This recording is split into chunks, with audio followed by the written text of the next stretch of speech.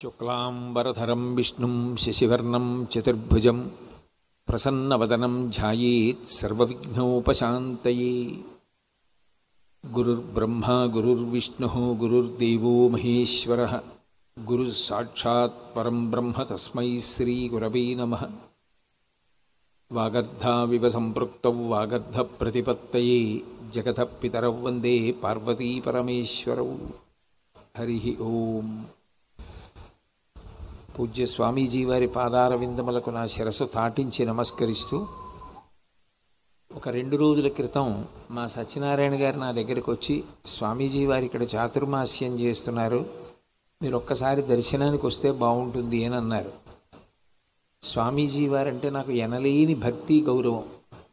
వారు ఇక్కడ చాతుర్మాస్యం చేస్తున్నారు అని తెలియగానే ఎప్పుడో వారం రోజులు పోయాక వస్తాను, 10 రోజులు పోయాక వస్తాను అన్న మాట మర్యాద కాదు. కాబట్టి నేను ఇవాళే బయలుదేరి వద్దామని చెప్పి, సోమవారం అయితే 6 గంటలకి వారి మౌన దీక్ష పూర్తయిపోతుంది అని నాకు ఇచ్చిన కరపత్రంలో చదివి, స్వామివారి దర్శనం చేసుకోవడం కన్నా జీవితంలో సౌభాగ్యం ఏముంటుంది, అందున విశేషించి ఆషాఢమాసం చాతుర్మాస్య దీక్షలో ఉన్నారు, వారి ఆశీర్వచనమే నాకు అంగరక్ష, అందుకని బయలుదేరి వెళ్ళి తొందరగా వారి దర్శనం చేసుకుందామని ఇవాళే బయలుదేరి రావడం జరిగింది. అక్కడ నేను బయలుదేరేటప్పుడు ఇక్కడ శతిచండీ యాగం జరుగుతోందని, ప్రతిరోజు కూడా దుర్గా సప్తశతీ పారాయణ జరుగుతోందని, అట్లాగే చాతుర్మాస్యం వైభవోపేతంగా జరుగుతోందని, యజుర్వేదం ఘనస్వస్తి ప్రతిరోజు పారాయణ ఇక్కడ కార్యక్రమం జరుగుతోందని చెప్పారు. ఇవాళ నేను ఆ మంటపాలన్నీ చూసి, గురువుగారు ఇక్కడ తిరుగాడుతున్నటువంటి ఈ పవిత్ర భూమిలో నేను కూడా తిరిగిన కారణం చేత పవిత్రుడనయ్యాను. సనాతన ధర్మంలో గురువుకున్నంత గొప్ప స్థానం ఇంకా ఎవరికీ ఉండదు. యథార్థానికి మొట్టమొదటి గురువు లోకంలో ఎవరు అంటే భగవంతుడే. భగవంతుడే గురువుగా ప్రవర్తించాడు. మీరందుకే భగవత్ స్వరూపాన్ని పరిశీలించి చూసినట్టయితే మీకు ఒక ఆశ్చర్యకరమైన విషయం కనపడుతుంది. పరమశివుడు దక్షిణామూర్తిగా కూర్చుని గురుస్వరూపంగా లోకాన్ని అనుగ్రహించాడు. అందరూ నోటితో మాట చెప్తే దక్షిణామూర్తి నోటితో చెప్పకుండా మౌన వ్యాఖ్య ద్వారా తనని ఆశ్రయించిన ఋషులను ఉద్ధరించాడు. మౌన వ్యాఖ్యా ప్రకటిత పరబ్రహ్మతత్వం యువానం వర్షిష్టాంతే వసదృషిగణై ఆవృతం బ్రహ్మనిష్టై అని ఆయన చుట్టూ ఉన్నటువంటి ఋషులందరినీ కూడా కేవలం చిన్ముద్ర పట్టి, చిత్రం వటతరోర్మూలే వృద్ధా శిష్యా గురుర్యువ గురోస్తు మౌనం వ్యాఖ్యానం శిష్యాస్తు చిన్న సంశయా. ఆయన బొటనవేలు చూపుడు వేలు కలిపి ఇలా తత్వముద్ర పట్టిన కారణం చేత నోటితో ఏమీ చెప్పకపోయినా మౌన వ్యాఖ్య చేత తనను ఆశ్రయించిన ఋషులకు జ్ఞానాన్ని కటాక్షించినటువంటి గురుస్వరూపం దక్షిణామూర్తి. కాబట్టి శంకరుడే దక్షిణామూర్తిగా గురువుగా ప్రవర్తించాడు. ఆ తర్వాత మళ్ళీ కృష్ణ పరమాత్మ స్వరూపంగా కృష్ణం వందే జగద్గురుం, లోకానికంతటికీ కూడా జగద్గురు స్వరూపంగా వచ్చినవాడు కృష్ణ పరమాత్మ. అజ్ఞానమును చీకటితో పోలుస్తారు. చీకటిలో దొంగ ఏదో తెలియదు, దొంగ ఏదో తెలియదు, పామేదో తెలియదు, కర్ర ఏదో తెలియదు, అంతా అయోమయంగా ఉంటుంది. జ్ఞానము కలిగే వరకు ఏది సత్తో అది అసత్తుగా కనపడుతుంది, ఏది అసత్తో అది సత్తుగా కనపడుతుంది. సదసద్రూపధారిణి అని అమ్మవారికి లలితా సహస్రనామంలో ఒక నామం. ఆమె సత్తు యందు అసత్తు చూపిస్తుంది, అసత్తు యందు సత్తు చూపిస్తుంది, చూపించి మాయలో అలా తిప్పుతూ ఉంటుంది. మహామాయా విశ్వం భ్రమయసి పరబ్రహ్మ మహిషి అంటారు శంకరాచార్యులు వారి సౌందర్యలహరిలో. ఆ మహామాయ యందు తిప్పగలిగినటువంటి స్వరూపమైన పరదేవత సాక్షాత్ గురుస్వరూపిణి అయింది. కృష్ణ పరమాత్మ ఈ అజ్ఞానమనేటటువంటి చీకటిని నేను తీసివేసి మీకు వెలుతురు ప్రసాదిస్తానని చెప్పడానికి ఆయన గురువుగా లోకంలో ఆవిర్భవించి మనందరినీ అనుగ్రహించాడు. అందుకే చీకటి బాగా దట్టంగా అందరికీ ఎప్పుడు ఉంటుందో అప్పుడు వచ్చాడు కృష్ణ పరమాత్మ. శ్రావణ మాసానికి సంస్కృతంలో నభోమాసం అని పేరు. నల్లటి మబ్బులు నీరు నిండినవి ఆకాశంలో బాగా కిందకి దిగొచ్చేస్తాయి. ఆ కారణం చేత కటిక చీకటిగా ఉంటుంది. అటువంటి చీకటిలో కృష్ణపక్షం మరీ చీకటి. కృష్ణపక్షంలో మధ్యతిథి అయినటువంటి అష్టమి ఇంకా చీకటి.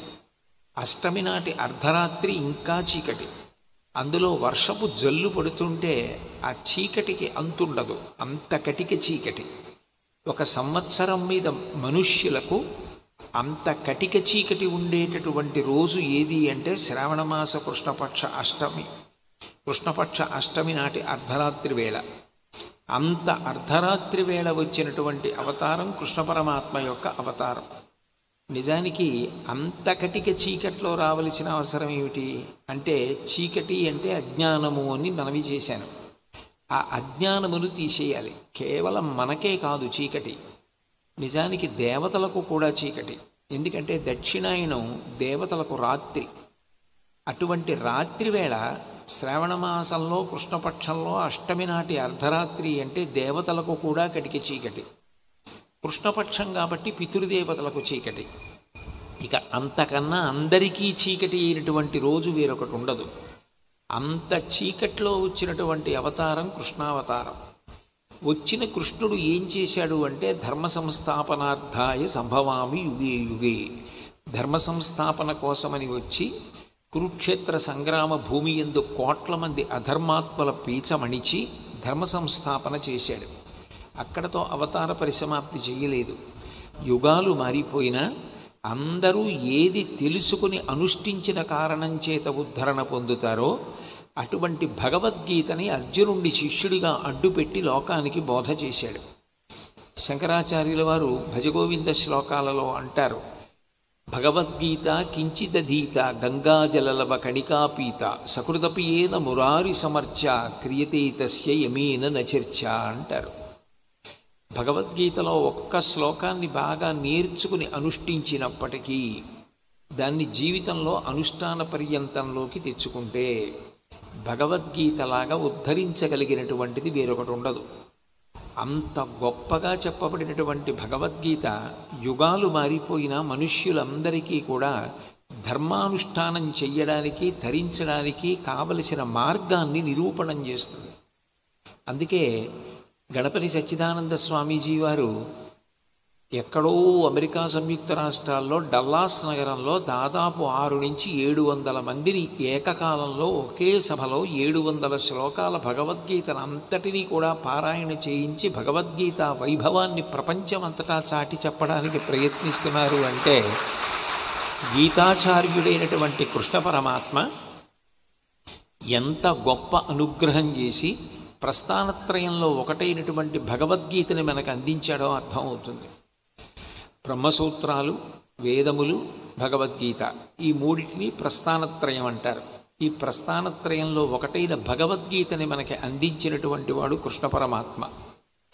కృష్ణ పరమాత్మ అందించినటువంటి భగవద్గీత సర్వసాధారణంగా మనకి లోకంలో ఉండేటటువంటి అపోహలకు భిన్నమైన రీతిలో మాట్లాడి ఆచరణాత్మకమైన వేదాన్ని, ఆచరణాత్మకమైనటువంటి వేదాంత పద్ధతిని తెలియచేస్తుంది.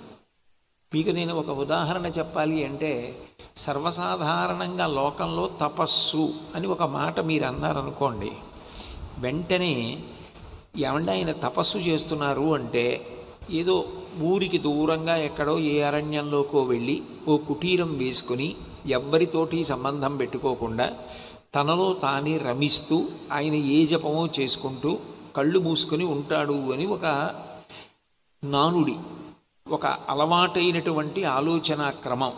కానీ కృష్ణ పరమాత్మ తపస్సు గురించి మాట్లాడాడు భగవద్గీతలో. మాట్లాడుతూ ఆయన శరీరంతో చేసే తపస్సు గురించి, వాక్కుతో చేసే తపస్సు గురించి, మనస్సుతో చేసే తపస్సు గురించి మనందరికీ వివరించాడు. వివరిస్తూ ఆయన ఒక మాట అంటాడు, అసలు తపస్సు అన్నది శరీరంతో ప్రారంభం అవ్వాలి. ఎందుకనంటే శరీరం భగవంతుడు మనకి ఇచ్చినటువంటి గొప్ప ఐశ్వర్యం. ఒక వ్యక్తి వ్యాపారం చేయడం మొదలుపెట్టాడనుకోండి, ముందు తన దగ్గర ఏదుందో అది పెట్టుబడిగా పెడితే మిగిలిన వాళ్ళు ఆయనని నమ్మి తన దగ్గర ఉన్నదాన్ని పెట్టుబడిగా పెడతారు. మన పరమేశ్వరుడు ఇచ్చినటువంటి గొప్ప ఐశ్వర్యం ఈ శరీరం. దీన్ని పెట్టుబడిగా పెట్టి మొట్టమొదట మనం భగవత్ సేవ ప్రారంభించాలి.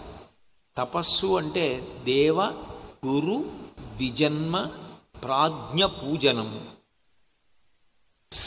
శౌచమార్జవం బ్రహ్మచర్య మహింసాచ శారీరం తపవుచ్యతే అంటాడు భగవద్గీతలో. ఈ శరీరంతో చెయ్యవలసినది ఏది అంటే దేవతలను ఆరాధన చెయ్యాలి. దేవతలను ఎందుకు ఆరాధన చెయ్యాలి అంటే మౌఢ్యంతో చెయ్యమని కాదు. దేవతల యొక్క అనుగ్రహము చేత మనకి 5 ఇంద్రియములు పనిచేస్తున్నాయి. కన్ను, ముక్కు, చెవి, నాలుక, చర్మము. ఈ 5 కానీ ఒక్క గంట సేపు పనిచేయడం మానేశాయి అనుకోండి, ఇక సుఖదుఖములు లేవు. కన్ను చూడడం మానేసింది అనుకోండి, మీకు ఎదురుగుండా దత్తాత్రేయ స్వామి వారు నిలబడినా తెలియదు, పిశాచం నిలబడినా తెలియదు, సుఖదుఖములు లేవు. చెవి దగ్గరికి తీసుకొచ్చి నారదుడు వీణ వాయించినా మీకు తెలియదు, పిడుగుపడిన ధ్వని వచ్చినా మీకు తెలియదు, సుఖదుఖములు లేవు. నాలుక మీద తిరుపతి లడ్డూ పెట్టినా ఒకటే, నిప్పు కణిక పెట్టినా ఒకటే, సుఖదుఖములు తెలియవు. ముక్కు దగ్గర మల్లెపూల చెండు పెట్టినా ఒకటే, కుక్క కళేబరం నుంచి వచ్చిన వాసన వచ్చినా ఒకటే, సుఖదుఖములు తెలియవు. అంటే అసలు ఈ 5 ఇంద్రియములను ఆశ్రయించి సుఖదుఖములన్నీ ఉన్నాయి. ఈ 5 ఇంద్రియములకు శక్తినిచ్చేవాడెవరు? భగవంతుడు. బడలిపోతే రాత్రి నిద్రాకాలిక సుఖాన్నిచ్చి తెల్లవారేటప్పటికి మళ్ళీ ఈ 5 ఇంద్రియములకు శక్తినిస్తున్నాడు. చర్మం ఉంది కాబట్టి మనం ముట్టుకుంటే సుఖం తెలుస్తోంది. కొడుకు ముట్టుకుంటే ఒక సుఖం, తల్లి ముట్టుకుంటే ఒక సుఖం, తండ్రి ముట్టుకుంటే ఒక సుఖం. గురువుగారు ఎరా బాగున్నావా అని భుజం మీద చెయ్యేశారనుకోండి, 10 రోజులు ఆ భుజం మీద వంక చూసుకుని ఆనందపడిపోతాడు. గురువుగారి భుజం మీద చెయ్యేసి బాగున్నావా అని అడిగారని. గురుస్పర్శ ఒక రకమైనటువంటి ఆనందం. ఒక్కొక్క స్పర్శ ఒక్కొక్క ఆనందం. ఈ 5 ఇంద్రియములకు శక్తినిచ్చినవాడు భగవంతుడే. నానాఛిద్రకఠోదర స్థిత మహాదీప ప్రభాభాస్వరం జ్ఞానం యస్యతు చక్షురాది కరణద్వారా బహిస్పందతే జానామీతి తమేవ భాంతమనుభాత్యేతత్ సమస్తం జగత్ తస్మై శ్రీగురుమూర్తయే నమ ఇదం శ్రీదక్షిణామూర్తయే అంటారు శంకర భగవత్పాదులు దక్షిణామూర్తి స్తోత్రంలో. కన్నాలు కలిగినటువంటి ఒక కొండని తీసుకొచ్చి దీపం మీద బోర్లిస్తే కన్నాలలోంచి కాంతి బయటికి వచ్చినట్టు లోపల ఉన్న పరమాత్మ తేజస్సు ఇంద్రియముల ద్వారా వ్యక్తమైతే ఇంద్రియములు జ్ఞానేంద్రియములై తెలుసుకొని సుఖాన్ని పొందుతున్నాయి. ఈ ఇంద్రియముల ద్వారా మనం పొందుతున్న సుఖాలకి అంతులేదు.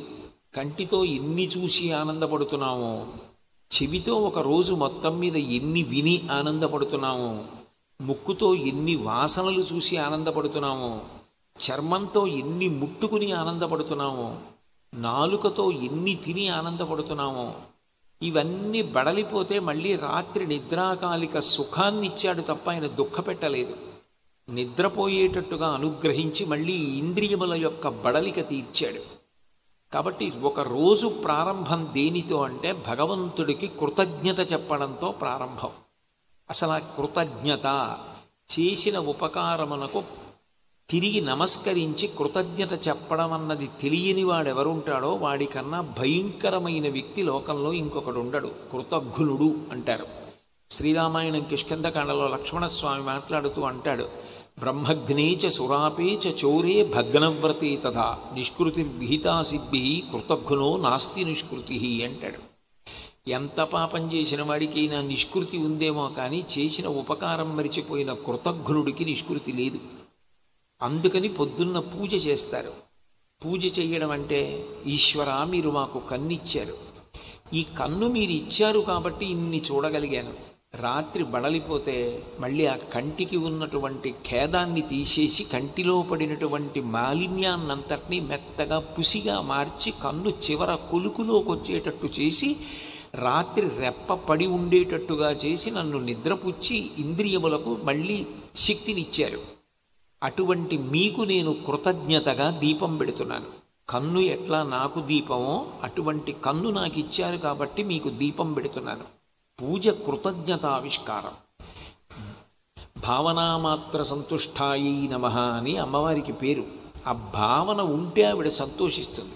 వెళ్ళి ఉపన్యాసం చెప్పడం అందరికీ సాధ్యం కాదు కాబట్టి ఒక దీపం పెట్టి మన భావన వ్యక్తం చేస్తాం.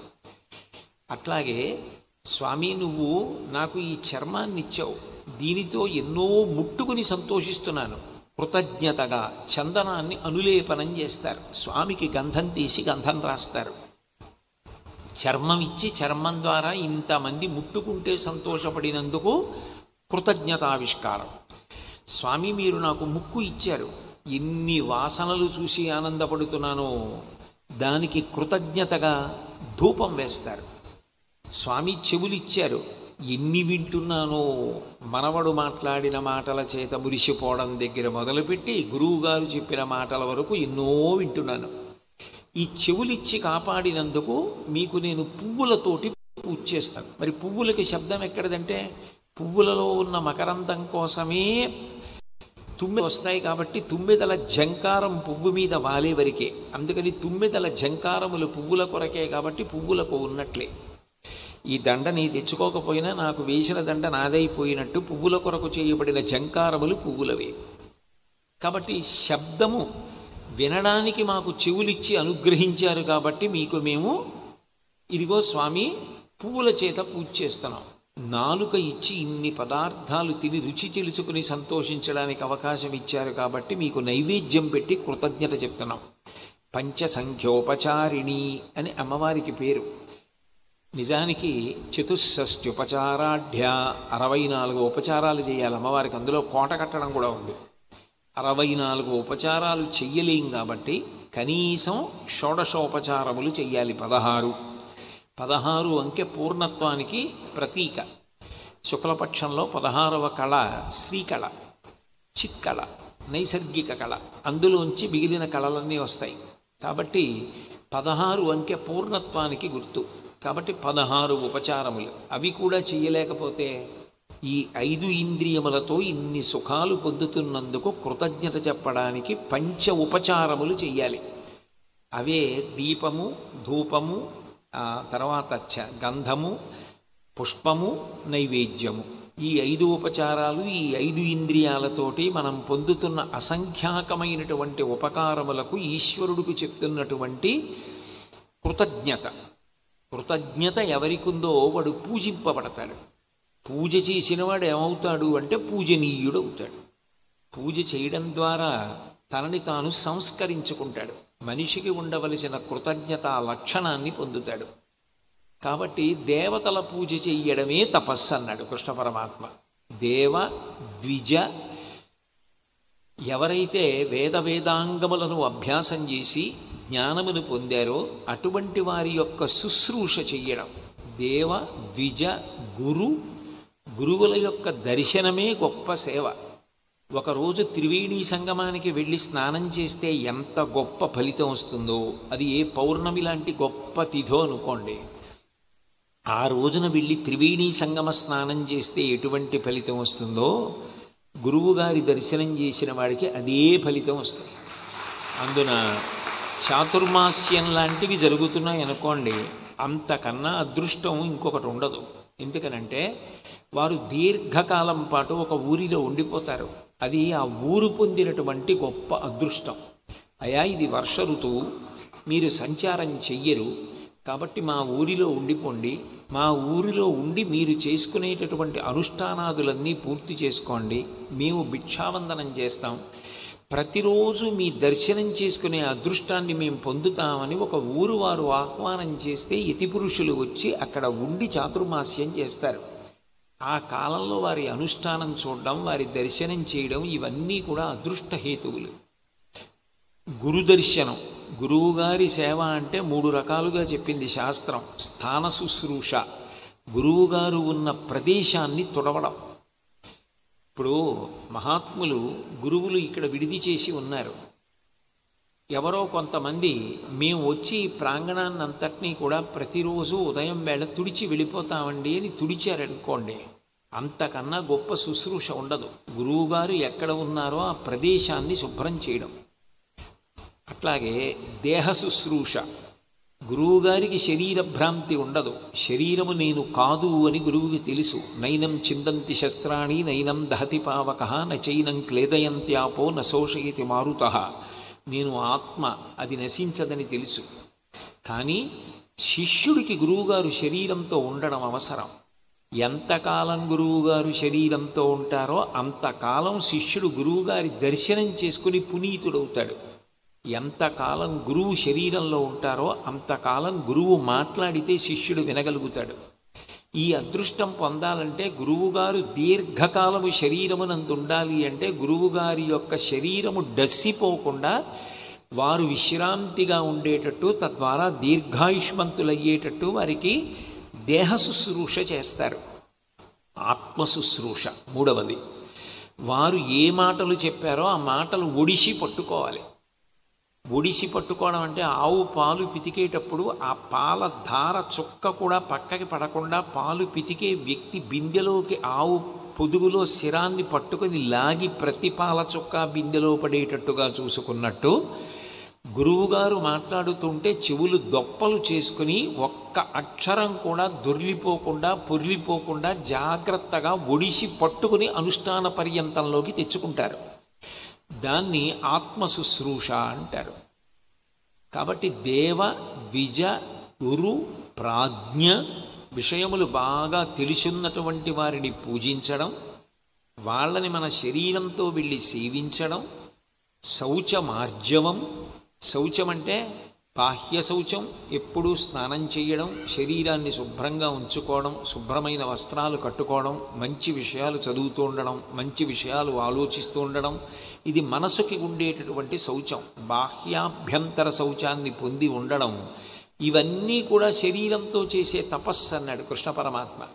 అంటే తపస్సు అంటే సాధారణంగా ఎక్కడో అడవులలోకి పోయి కూర్చుని చేస్తారనుకుంటారు. కానీ కృష్ణ పరమాత్మ అన్నాడు, కాదు కాదు, తపస్సు అంటే నువ్వు శరీరాన్ని మొట్టమొదట పెట్టుబడిగా పెట్టి ఇట్లా చెయ్యడం మొదలు పెడితే క్రమక్రమంగా నీ మనసు నా యందు ప్రవేశిస్తుంది తప్ప మయ్యేవ మన ఆధత్స్వా మయి బుద్ధిం నివేశయ నివశిష్యసి మయ్యేవా అత ఊర్ధ్వం న సంశయ అన్నాడు. నా యందు మనసు పెట్టన్నాడు. అంత తేలిక పెట్టడం. ఎలా పెట్టేస్తాం? నా మనసు నా మాట వింటే ఇంకా గొడవేముంది అంటే శరీరంతో ముందు శుశ్రూష మొదలుపెట్టు, తపస్సు అన్నాడు. అది ఎప్పుడో ద్వాపర యుగంలో చెప్పినా ద్వాపర యుగానికి మాత్రమే పరిమితమైనది కాదు భగవద్గీత. యుగాలు మారిపోయినా అందరికీ అనుష్ఠాన పర్యంతంలో ఉపయోగించుకోవడానికి ఎంతో విలువైనది, ఉపయుక్తమైనది. అందుకని భగవద్గీత అనేది కృష్ణ పరమాత్మ ఇచ్చిన కారణం చేత జగద్గురువు అయ్యాడు. శివుడు దక్షిణామూర్తిగా గురువయ్యాడు. దక్షిణామూర్తిగా మౌనంగా ఉంటే కొంతమందికి మాత్రమే అందుతుంది, అందరికీ అందించాలి అంటే నేను మాట్లాడాలని గంగానదిలో స్నానం చేయడానికి కాశీకి వెళ్ళి గంగానదిలో స్నానం చేస్తాం. గంగానదే పిఠాపురం వస్తే ఎంత ఆనందపడిపోతామో, అలా ఎక్కడో కైలాసంలో కూర్చున్నటువంటి శంకరుడు త్యక్వా మౌనం వటవిటపినో మూలతో నిష్పతంతి, ఆయన ఆ మౌనాన్ని విడిచిపెట్టేసి భూమిని అంతటినీ కూడా ప్రత్యేకించి భారతదేశం అంతటా కూడా పాదచారి అయి పర్యటించి అందరినీ కలుసుకొని సనాతన ధర్మం యొక్క వైభవాన్ని నిలబెట్టి అద్వైత సిద్ధాంతాన్ని స్థాపించాడు. కాబట్టి శంకర భగవత్పాదులుగా వచ్చినవాడు, అన్ని మాట్లాడినవాడు కూడా పరమశివుడే. కృష్ణ పరమాత్మగా వచ్చి భగవద్గీతనందించినవాడు విష్ణుమూర్తియే. అట్లాగే అమ్మవారు సాక్షాత్తు గురుమండల రూపిణి. గురువులు 3 రకాలుగా శిష్యుల్ని అనుగ్రహిస్తూ ఉంటారు. అందుకే అమ్మవారికి అక్షి సంబంధమైన నామములు 3 వచ్చాయి. మీనాక్షి, కామాక్షి, విశాలాక్షి అని. మీనాక్షి అంటే చూపుల చేత పోషిస్తుంది. అమ్మవారికి ఉన్న గొప్పతనం ఏమిటంటే ఈక్షణ శక్తి అంటారు. చేతులతో ఇవ్వడాలు అవి ఉండవు, కేవలము తన చూపుల చేత పోషిస్తుంది ఆవిడ. అందుకే కనకధారా స్తవం చేస్తూ శంకరాచార్యుల వారు విశ్వామరేంద్రపద విభ్రమదాన దక్షం ఆనందహీతురధికం మురవిద్విషోపి ఈశన్నిషీదతు మయీక్షణమీక్షణార్థ ఇందీవరోదర సహోదర విందిరాయా అంటారు. ఆమె తన చూపుల చేత ఇంద్ర పదవిని కూడా ఇచ్చేస్తుంది.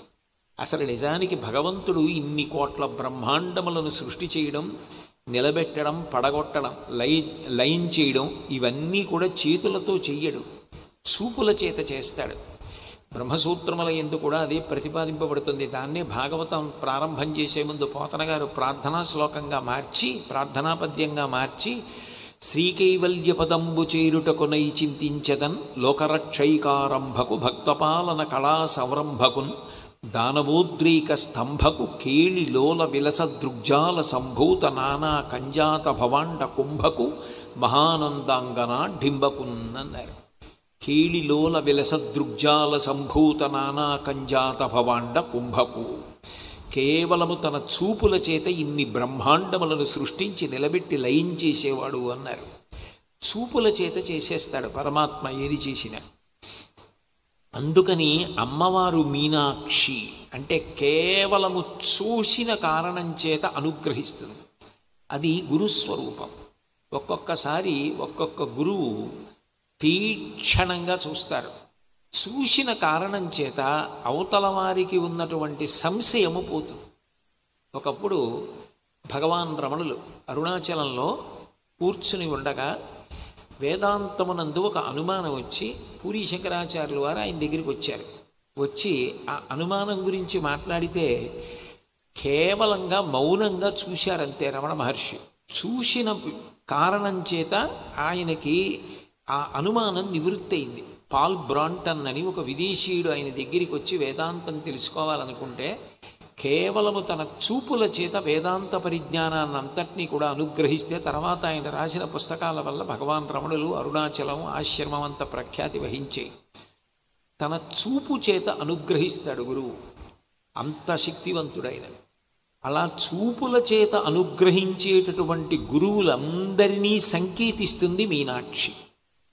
అట్లాగే కామాక్షి. కామాక్షి అంటే నయన దీక్ష మీనాక్షి, కుక్కుట దీక్ష కామాక్షి, స్పర్శ దీక్ష అంటారు. గురువు శిష్యుడి యొక్క తల మీద చెయ్యి పెట్టి ముట్టుకుని తన తేజస్సుని శిష్యుడిలో ప్రవేశపెట్టి ఉపదేశం చేస్తారు. అలా ముట్టుకుని చేసేటటువంటి ఉపదేశం ఏదుందో అది కామాక్షి, స్పర్శ దీక్ష. ఈ స్పర్శ దీక్ష కూడా గురు శిష్యుల యందు చాలా విచిత్రంగా ఉంటుంది. గురువు అనుగ్రహించి ముట్టుకోవడం ఒకెత్తు, ఆయన నాకు గురువు కావాలని కోరుకుని గురువుగారు ఎట్లాగో అట్లా తనని ముట్టుకుంటే చాలు అదే తనకి దీక్ష అనుకుని శిష్యుడు పట్టుదలతో ప్రవర్తించి గురువుగా స్వీకరించడం ఒకెత్తు. నేను ఎందుకంటున్నానంటే కబీర్దాస్ గారు గంగానదీ తీరంలో తిరుగుతున్నప్పుడు రామానంద స్వామి వారిని మహాభక్తుడు మహానుభావుడు ఆయన ఉండేవారు. ఎట్లాగైనా రామానంద స్వామి వారి దగ్గర ఉపదేశం పొందాలని కబీర్దాస్ గారికి కోరిక. కానీ కొన్ని కారణముల వలన రామానంద స్వామి వారు కబీర్దాస్ గారికి ఉపదేశం చెయ్యరేమోనని కబీర్దాస్ గారికి ఒక అనుమానం వచ్చింది. ఎట్లా గురువుగారు ఉపదేశం చేయాలంటే గురువుగారు ముట్టుకోవాలి, చేత్తోనైనా ముట్టుకోవాలి, లేదా పాదం తీసి శిష్యుడి యొక్క తల మీద పెడతారు.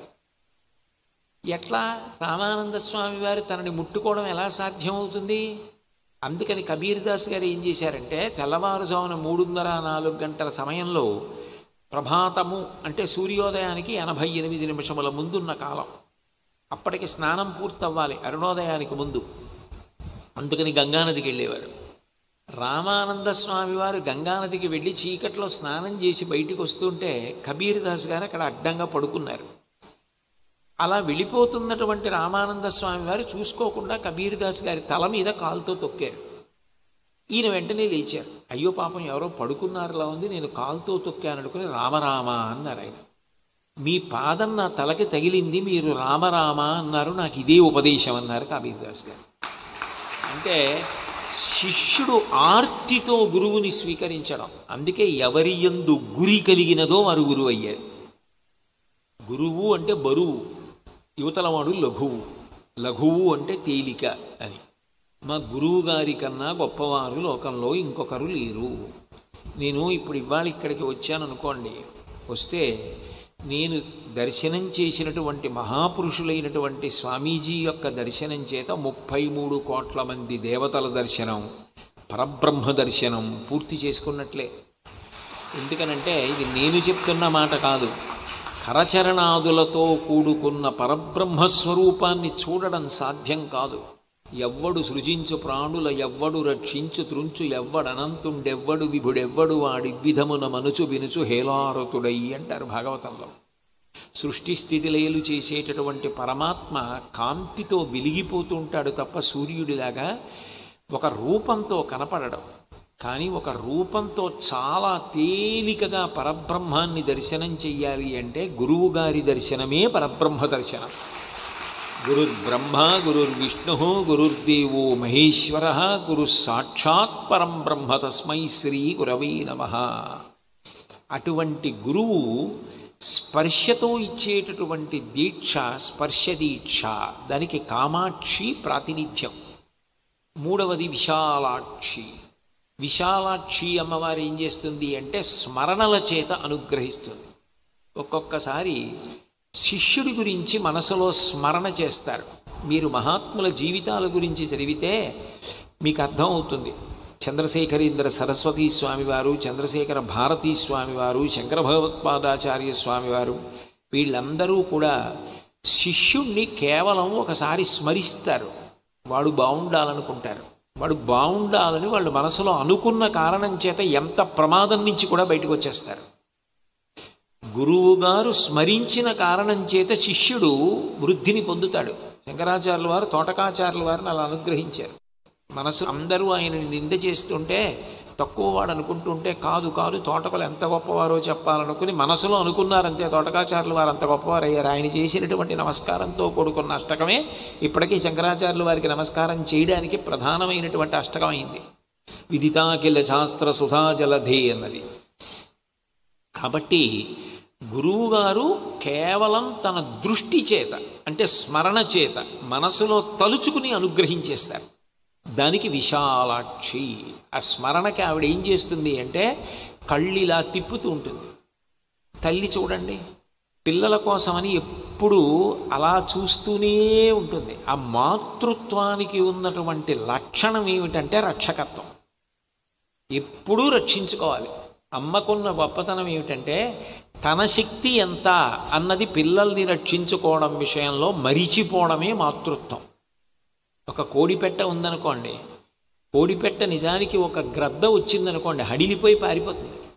అట్లాంటి కోడిపెట్ట గుడ్లు పెట్టి పొదిగి పిల్లల్ని పెట్టిందనుకోండి, ఆ పిల్లలతో కలిసి తిరుగుతూ పురుగులు ఏరుకుని తింటోందనుకోండి, అది కొంచెం దూరం కోడిపిల్ల పెడితే కొక్కొక్కొక్కొక్కొక్కొక్కొక్కొక్కొక్కొక్కొక్కొ అంటూ పిలిచి పిల్లల్ని దగ్గర పెట్టుకుని అస్తమానం తలెత్తి ఆకాశం వైపు చూస్తుంది గ్రద్దొస్తుందేమోనని. ఒకవేళ గ్రద్ద కిందకు వస్తోందనుకోండి, ఇన్ని పిల్లల్ని తీసుకుని పారిపోవడం చేత కాక ఇంత అల్పమైనటువంటి బలం ఉన్న కోడిపెట్ట పిల్లలన్నింటినీ తన రెక్కల కింద పెట్టి దాచేస్తుంది. దాచేసి పావు పడగెత్తినట్టు తలెత్తి గ్రద్ద వంక చూస్తుంది. అంటే కేవలం అలా రెక్కలతో పిల్లలని ఆచ్ఛాదించి తలెత్తి చూసినంత మాత్రం చేత గ్రద్దని కోడిపెట్ట గెలవగలదా? కాదు. పోతే ముందు నా తలకాయ పోవాలి తప్ప నా ఎదురుగుండా నా పిల్లని మాత్రం నువ్వు తినడానికి వీల్లేదు. అది అమ్మంటే, అది మాతృత్వం అంటే. ఆ మాతృత్వం, ఆ రక్షణ శక్తియే సప్తశతి. అమ్మవారిని ఇవాళ 700 శ్లోకాలతో మార్కండేయ మహర్షి అంత అద్భుతంగా ఇచ్చారు దుర్గా సప్తశతిని. ఆ 700 శ్లోకాలతో అమ్మవారికి హవిస్సిస్తున్నారు అంటే ఆ తల్లి తీసుకుని తీరుతుంది. ఎంత ఆనందపడిపోతుందో. చెడి కోపనైతి చెండిహి అని. ఎక్కడ అధర్మం ఉందో అక్కడ కోపం, ఎక్కడ ధర్మం ఉందో అక్కడ అనుగ్రహం. అంత గొప్పదైనటువంటి ఆ తల్లి కళ్ళు తిప్పి చూసుకుంటూనే ఉంటుంది. శంకరాచార్యులు వారు అమ్మవారి గురించి చెప్తూ దృశాద్రాఘీయస్యాదరదళిత నీలోత్పల రుచా దవీయాంసం దీనం స్నపయ కృపయా మమపి శివే అనేనాయం ధన్యో భవతి నచతే హానిరియత వనేవా హర్మ్యేవా సమకర నిపాతో హిమకరః అంటారు. ఈ బ్రహ్మాండములన్నీ ఎంతవరకు ఉన్నాయో అంతకన్నా దాటి అమ్మవారు చూస్తూ ఉంటుంది. కళ్ళెప్పుడు తిప్పుతూ ఉంటుంది. అందుకే ఆవిడ కళ్ళు ఎక్కడి వరకు ఉంటాయి అంటే ఆకర్ణాంత విశాల నేత్రములు అన్నారు. ఆ కళ్ళు ఇక్కడ వరకు ఉంటాయి, చెవుల వరకు. అంత పెద్ద పెద్ద కళ్ళు తిప్పుతూనే ఉంటుంది. అలా ఉంటే బాగుంటుందా అండి అనుకుంటారేమో. భీమవరంలో మావుళ్ళమ్మ తల్లి అని దేవస్థానం ఉంది. మీరు ఆ అమ్మవారి దేవస్థానానికి వెళ్తే అమ్మవారి కళ్ళు చెవుల వరకు వ్యాపించి ఉంటాయి. నిజంగా ఇది కదా మాతృత్వం అంటే. ఆ తల్లి ఆ కళ్ళు తిప్పి ఆ బ్రహ్మకీట జనని అలా చూస్తూనే ఉంటుంది. ఏమో ఎవరైనా నన్ను స్మరిస్తారేమో, నన్ను పిలుస్తారేమో, చండీ పరదేవత యొక్క అనుగ్రహం గురించి శంకరాచార్యుల వారు సౌందర్యలహరిలో ఒక శ్లోకం చేశారు. నఖైర్నాకస్త్రీణాం కరకమల సంకోచ శశిభి తరూణాం దివ్యానాం హసతే యువతే చండీచరణౌ ఫలాని స్వశ్చేభ్య కిసలయ కరాగ్రేణ దతత దరిద్రేభ్యో భద్రాం శ్రియమనిషమహ్నాయ దతతౌ అన్నారు. లోకంలో దేవతలు కల్పవృక్షాన్ని కామధేనువుని ఆశ్రయిస్తారు. ఆ కల్పవృక్షం దగ్గరికి వెళ్ళి దేవతలు వాళ్ళ కోరికలు చెప్పుకుంటే అది పువ్వు పూసి పిండి అయి కాయ అయి పండై అప్పుడు అనుగ్రహించి దేవతల యొక్క కోరికలు తీరుస్తుంది. మాకు ఈ లోకంలో అటువంటి బాధ ఏం లేదు. అమ్మా అని పిలిస్తే చాలు వెంటనే వచ్చి రక్షించడం తన కర్తవ్యంగా పెట్టుకున్నటువంటి తల్లి పరదేవత. అటువంటి తల్లిని ప్రతిరోజు ఇక్కడ ప్రాంగణంలో ఒకటి ఆషాఢమాసం, ఆ పైన మహాపురుషులైనటువంటి యతిపురుషులైనటువంటి గురువులు ఇక్కడ ఉన్నారు. వారి సమక్షంలో అంత చక్కగా ఆ పారాయణ తెలుసుకున్నటువంటి విద్వాంసులు, ఎందుకంటే మిగిలినది ఉపదేశం పొందడం వేరు, దుర్గా సప్తశతి ఉపదేశం పొందడం వేరు. దుర్గా సప్తశతి ఉపదేశం పొందిన తర్వాత గురువుగారి దగ్గర కూర్చుని ఎన్ని మాటలు వల్లెవేయమంటే అన్ని మాటలు వల్లెవేసిన తర్వాత ఇప్పుడు ఎక్కడా దోషం లేకుండా వీడు చెప్పగలుగుతున్నాడు. స్వాహ అని శ్లోకం చివరకు వచ్చేటప్పటికీ ఇబ్బంది లేకుండా అనగలుగుతున్నాడు. ప్రతి అధ్యాయంలో ధ్యాన శ్లోకం అంత బాగా చదువుతున్నాడు. ఎందుకంటే ప్రథమ చరిత్ర, మధ్యమ చరిత్ర, ఉత్తమ చరిత్ర అని 3 చరిత్రలు. అవన్నీ అంత బాగా చదువుతున్నాడంటే గురువుల యొక్క అనుగ్రహంతో వాళ్ళ ఆశీర్వచనంతో అప్పుడు చండీహోమం చేసి సప్తశతీ పారాయణ చేస్తారు. అంటే సనాతన ధర్మంలో గురువుల దగ్గర అంత కష్టపడి శుశ్రూష చేసి నేర్చుకున్న దాన్ని ఇటువంటి గురువుల సమక్షంలో లోకం యొక్క సుభిక్షం కోసం మేము హోమం చేసి తల్లికి హవిస్సిచ్చి ఆమె అనుగ్రహంతో వీళ్ళందరినీ కాపాడగలిగితే మేము చదువుకున్న విద్యకి సార్థకత అని నిస్వార్థంగా త్యాగమూర్తులై వాళ్ళు చేస్తున్నారు. అంటే ఈ ప్రాంగణం ఎంత పవిత్రమైపోయింది, ఎంత అదృష్టవంతులు మీరు. ఇక్కడ ఉన్నారు కాబట్టి ప్రతిరోజు దర్శనం చేసుకోగలుగుతున్నారు. యథార్థానికి నేను ఈ మధ్యకాలంలో ఎక్కడికి వెళ్ళటం లేదు. కారణం ఏమంటే నేను ఈ మధ్యనే మోకాళ్ళు అరిగిపోయి 2 మోకాళ్ళు శస్త్రచికిత్స చేయించుకోవాల్సి వచ్చింది. అందున చీకటి పడిన తర్వాత వెడితే ఎక్కడైనా కాలు జారే అవకాశం ఉంటుంది, మెట్లవి బాగా ఎక్కి దిగద్దు కొన్నాళ్ల పాటని డాక్టర్లు చెప్పిన కారణం చేత నేను వెళ్ళటం లేదు.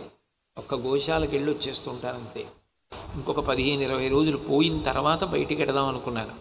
కానీ ఎప్పుడైతే గురువులు వచ్చి ఇక్కడ ఉన్నారని తెలిసిందో, చాతుర్మాస్యం జరుగుతోందని తెలిసిందో, ఈ కాళ్ళనేమిటి నా ఆత్మనే ఉన్నతి వైపు తీసుకెళ్ళగలిగిన వారు, రక్షించగలిగినటువంటి గురువులు చాతుర్మాస్యం చేస్తుంటే నేను ఎప్పుడో వస్తాను, నా మోకాళ్ళ ఆపరేషన్ అయ్యాయి, నేను రాలేనన్న మాట అంటే నాకు ప్రవచనం చేసే నైతిక హక్కు ఎక్కడి నుంచి ఉంటుంది? అదే ఆ గురువుల పట్ల ఉండవలసిన నిబద్ధత. వెళ్ళి తీరవలసిందే అని, అది కూడా ఆలస్యం చేయకూడదని, అయ్యా నేను సోమవారం సాయంకాలం వస్తానని దర్శనానికి వచ్చా. నిజానికి అటువంటి మహాపురుషుల దగ్గర ఎక్కువ మాట్లాడడం వాచాలత్వం. వారి దగ్గరికి వచ్చి చెయ్యవలసినది ఏది అంటే 2 చేతులు కైమోడ్చి శిరస్సు వంచి నమస్కరించడమే. ఎందుకని అంటే ఎన్ని రాకూడని ఆలోచనలు ఈ బుర్రలోకి వచ్చాయో, వచ్చిన ఆలోచనలన్నీ ఎన్ని చెయ్యకూడనివన్నీ ఈ చేతులతో చేశాము. అటువంటి మహాత్ముల దగ్గరికి వచ్చి దండం పెట్టాడంటారు. దండం అంటే ఒక కర్రని ఇలా పట్టుకున్నాను అనుకోండి, కింద పడదు. అహంకారం పట్టుకుని ఉన్నంతసేపు నేల మీద పడలేం. అహంకారం వదిలేసి ఈ శరీరం అటువంటి మహాపురుషుల మ్రోల పడిపోవడమే భాగ్యం అని అహంకారం తీసేస్తే శరీరం కర్ర పడిపోయినట్టు పడిపోతుంది. అలా పడిపోతే అర్థం ఏమిటంటే, అయ్యా ఎంత కింద పడిపోవాలో అంత కింద పడిపోయాను, ఇంతకన్నా కింద పడడానికి అవకాశం లేదు. నేను ఇప్పుడు ఇక్కడ గురువుల పాదాల దగ్గర పడిపోయాను అనుకోండి, ఇక్కడ ఇంకా కింద పడడానికి ఇంకంతకన్నా అవకాశం లేదు. అంత పడిపోయిన వాడిని నన్ను మీరు ఉద్ధరించండి అని అడిగినట్టు. గురువుల దగ్గర నమస్కారం చేసి కింద పడిపోతే చాలు. వాళ్ళ దగ్గర వినాలి తప్ప వాళ్ళ దగ్గర ఎక్కువ మాట్లాడకూడదు. కానీ గురువుగారి ఆజ్ఞని శిరసావహించాలి. వారు ఏదైనా ఒక మాట అంటే ఆ మాటని శిరసావహించిన కారణం చేత వారు సంతోషిస్తారు. నేను నిజానికి ఇక్కడికి ఈ విషయం గురించి మాట్లాడదాం అనుకుని రాలేదు. కానీ ఇప్పుడు వారు మైక్ తీసుకుని మాట్లాడుతున్నప్పుడు గురువుల యొక్క వైభవం గురించి మాట్లాడండి అన్నారు. అదే గురువుగారి ఆజ్ఞ. నేను గురువుల గురించి 4 మాటలు చెప్పి వెళ్ళిపోవడమే నేను వారికి చెయ్యగలిగినటువంటి, నా మాటలనబడేటటువంటి పుష్పములతో అభిషేకం. వారి ఆజ్ఞని అవదలదాల్చడమే. లోకంలో ఎవరు చెప్పినా సలహా, ఒక్క గురువుగారు చెప్తే మాత్రం ఆజ్ఞ, అది ఉల్లంఘించకూడదు. గురువులు ఏదైనా చెప్పారు, గురువులు ఏదైనా కబురు చేశారు అంటే అది చెయ్యడానికే ప్రయత్నం చెయ్యాలి. ఎంతో సాధ్యం కానప్పుడు మాత్రమే ఆ విషయాన్ని విజ్ఞాపన చెయ్యాలి తప్ప గురువులు చెప్పినది ఆజ్ఞ అని భావించిన వాడెవరో ఆయన లఘువు, నేను తక్కువ, ఆయన మహానుభావుడు, పరమేశ్వరుడు ఆ రూపంతో ఉన్నాడు అని భావన పొంది ఉండడం లఘువు, గురువుగా భావించడం. కాబట్టి మనకి పరమశివుడు గురువుగా వచ్చాడు, విష్ణువు కృష్ణుడుగా గురువుగా వచ్చాడు, పరదేవత మీనాక్షి, కామాక్షి, విశాలాక్షి అన్న పేర్లతో గురుతత్వాన్నంతటినీ చెప్పింది కాబట్టి గురుమండల రూపిణి అయింది. భగవంతుడే గురువుగా వచ్చి భగవంతుణ్ణి ఎలా చేరాలో చెప్పినటువంటి గొప్ప విశేషాలన్నీ సనాతన ధర్మంలో ఉంటాయి. ఆయనే భగవంతుడు, ఆయనే గురువు, ఇంకా మాట్లాడితే ఆయనే శిష్యుడు. శిష్యుడు ఎలా ఉండాలో కూడా మరి నేర్పాలంటే ఎవరు ఉండాలి? భగవంతుడే శిష్యుడిగా ప్రవర్తించాలి. అందుకే మీరు చూడండి, చాలా చమత్కారం జరుగుతూ ఉంటుంది. నారాయణం పద్మభువం వశిష్టం శక్తించ తత్పుత్ర పరాశరంచ అని గురు పరంపర చెప్తారు. నారాయణం, నారాయణుడు ముందు, పద్మభువం తర్వాత బ్రహ్మగారు. నారాయణం పద్మభువం వశిష్టం, ఆ బ్రహ్మగారి కొడుకు వశిష్ఠుడు. ఇప్పుడు వశిష్ఠుడికి గురువెవరు? బ్రహ్మగారు. బ్రహ్మగారికి కూడా గురువెవరు? నారాయణుడు గురువు.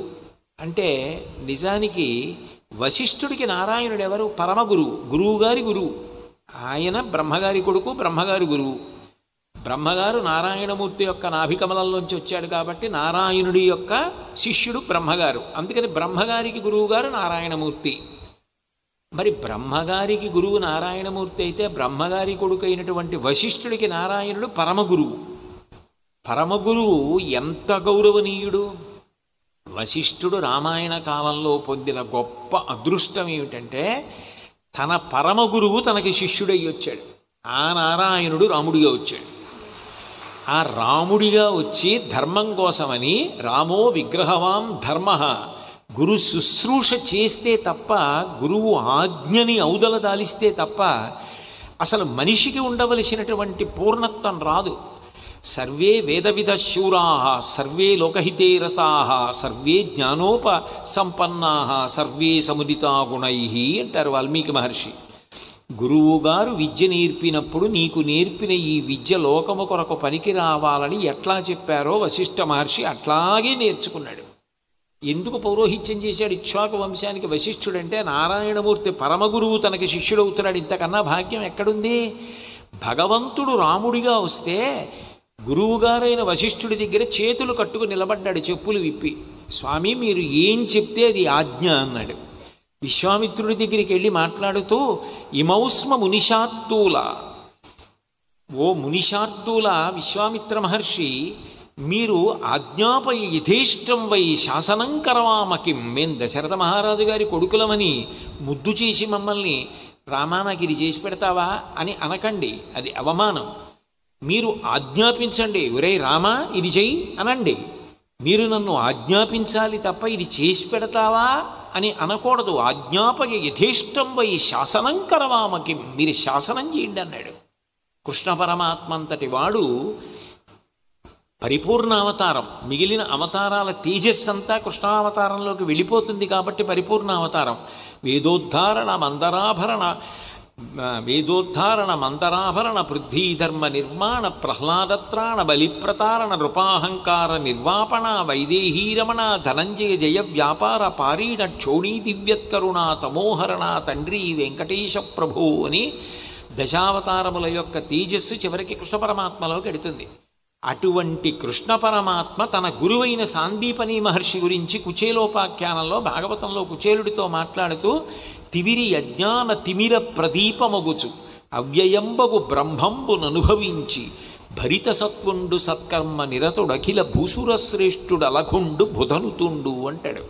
మన గురువు ఎంత గొప్పవాడోయ్ కుచేల, మన సాందీపని మహర్షి తక్కువడా? అలఘుండు, లఘువు కాడు కాబట్టి గురువు. మనం లఘువులం, మనం చాలా తక్కువ. మన గురువు ముందు చేతులు కట్టుకుని నిలబడాలన్నాడు. పరమాత్మ శిష్యుడిగానూ ప్రవర్తించాడు, పరమాత్మ గురువుగానూ ప్రవర్తించాడు. వినీతుడు వినేయుడు అంటారు. పురాణ కావ్యములను ప్రవచనంగా ఎందుకు వింటారంటే గురువుల దగ్గర ఎట్లా ప్రవర్తించాలో మొట్టమొదట తెలుసుకోవాలి. గురువుగారి అనుగ్రహం ఉందనుకోండి, అది అంగరక్ష. గురువులు మనసులో స్మరించగానే వాడు బాగుండాలి అని మనసులో అనుకున్నారనుకోండి, దానిని మించిన ఆశీర్వచనం, దానిని మించిన అంగరక్ష లోకంలో ఉండదు. అటువంటి బ్రహ్మ విష్ణు మహేశ్వరులు ముగ్గురు కలిసినటువంటి అవతారం దత్తాత్రేయ అవతారం. అప్పుడది ఎంత శక్తివంతమైనటువంటి అవతారం! ఒక గురువుగా అంతకన్నా గొప్ప అవతారం, ఒక గురువు పరబ్రహ్మముగా నిలబడినటువంటి అవతారం, అంతకన్నా గొప్ప అవతారం ఇంకొకటి ఉండదు. అటువంటి దత్తాత్రేయ స్వామి వారిని ఉపాసన చేసి అద్భుతమైనటువంటి ధారణాశక్తిని పొందినటువంటి వారు ఎందరో ఉన్నారు. ఆంధ్రదేశంలో పురాణం చెప్పడంలో కరెంటు పోయినా సరే 1000 మందికి సునాయాసంగా గంటన్నర సేపు మాట్లాడిన మరచెంబులో మంచినీళ్లు గుటక వేయకుండా చెప్పిన మహాపురుషులు ప్రాతస్మరణీయులు మల్లాది చంద్రశేఖర శాస్త్రి గారు. అటువంటి మల్లాది చంద్రశేఖర శాస్త్రి గారు అంత వయసు వచ్చినా అంత ధారణతో ఉండగలిగారంటే ఆయనకి దత్తాత్రేయోపాసన అంత గొప్ప ఉపాసన. కాబట్టి ఈ దేశం యొక్క గొప్పతనం అంతా ఎక్కడుంది అంటే గురువులను గౌరవించడంలో ఉంది, గురువులను సేవించడంలో ఉంది, గురువుల ఆజ్ఞని ఔదలదాల్చడంలో ఉంది. అప్పుడే గురు శిష్య సంబంధం. ఒక యోగ్యుడైన శిష్యుడికి గురువు చెప్పినదేదో అదే తరువాత యుగాలు మారిపోయిన కోటాను కోట్ల మందిని తరింపజేసింది. ఒక్క యోగ్యుడైన శిష్యుడు అర్జునుడికి కృష్ణ పరమాత్మ భగవద్గీత చెప్పాడు, ఇన్ని కోట్ల మందిని అనుగ్రహిస్తోంది. ఒక్క పరీక్షిత్తుకి సుఖబ్రహ్మ భాగవతం చెప్పాడు, ఎంతమందిని అనుగ్రహిస్తోంది. ఒక్క రామచంద్రమూర్తికి అగస్త్యుడు ఆదిత్య హృదయాన్ని ఉపదేశం చేశాడు, ఎంతమందికి అనుగ్రహిస్తోంది. ఒక్క యోగ్యుడైన శిష్యుడు, ఒక్క గురువు, ఇద్దరూ కలిస్తే అది క్షేత్రము, అది తీర్థము, అది సమస్త జనావళికి దేశకాలములతో సంబంధం లేకుండా అనుగ్రహించగలిగినటువంటి దివ్యభూమి. గురు శిష్యులిద్దరూ కలుసుకున్న ప్రాంతం అంత గొప్ప విశేషం. ఇవాళ నా జన్మ చరితార్థమైంది.